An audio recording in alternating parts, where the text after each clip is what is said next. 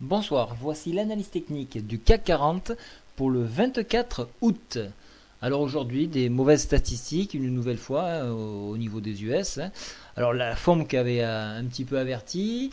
Alors la Fed veut mettre encore plus d'argent. On a vu que le Quantity Easing 2 n'avait absolument pas marché.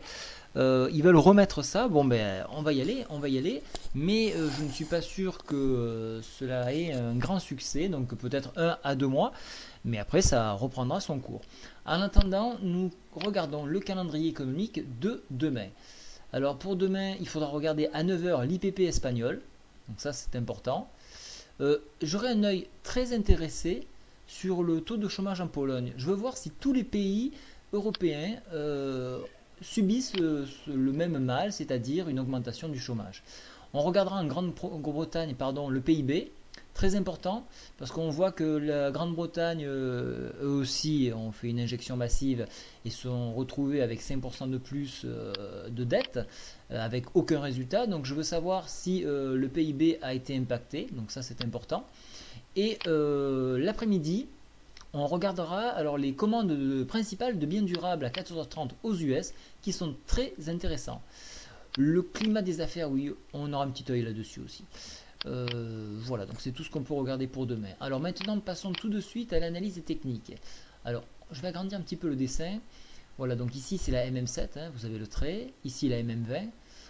On voit que la bougie a failli toucher la MM20, mais s'est rétractée. Donc elle a préservé le milieu de la fourchette basse d'Andrews ici, mais a quand même enfoncé à la fois le retracement Fibonacci à 3455 ainsi qu'un support majeur, ça c'est important, sur 3450 points. Ça c'est dangereux. Enfoncer un support majeur de cette taille voudrait dire qu'on veut aller plus loin. Voilà, donc ça c'est une supposition, attention. Hein.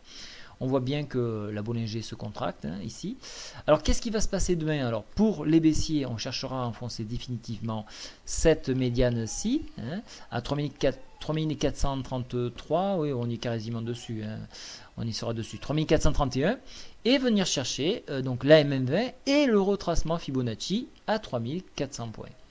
Voilà, donc ça c'est l'optique pour les baissiers. Pour les haussiers, bien sûr, on viendra taquiner et essayer de reconquérir la résistance à 3450.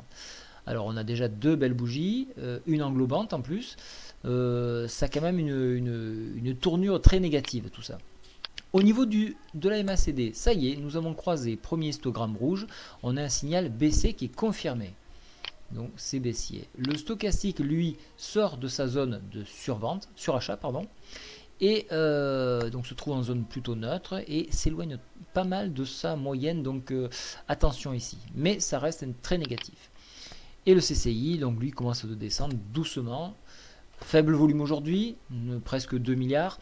On peut s'attendre à plus pour donner des mouvements plus significatifs. Pour moi, je reste à nouveau baissier et je viserai, comme je l'ai dit dans les précédentes vidéos, un objectif à 3000 sur cette résistance, 3330, ce qui me paraît pas trop mal puisqu'elle correspondrait à peu près entre le bas de la fourchette d'Andrews et donc ce support là. Donc voilà, dans le temps, si on descend ici, vous voyez, peut-être un peu plus haut, 3360. Allez, on va dire entre 3330 et 3350. Dans un premier temps, bien entendu, si on enfonce, on ira encore plus loin. Il faut surtout surveiller les US qui n'enfoncent pas la MM20. Pensez-y, pensez-y. Voilà, je vous souhaite une très bonne soirée. Au revoir.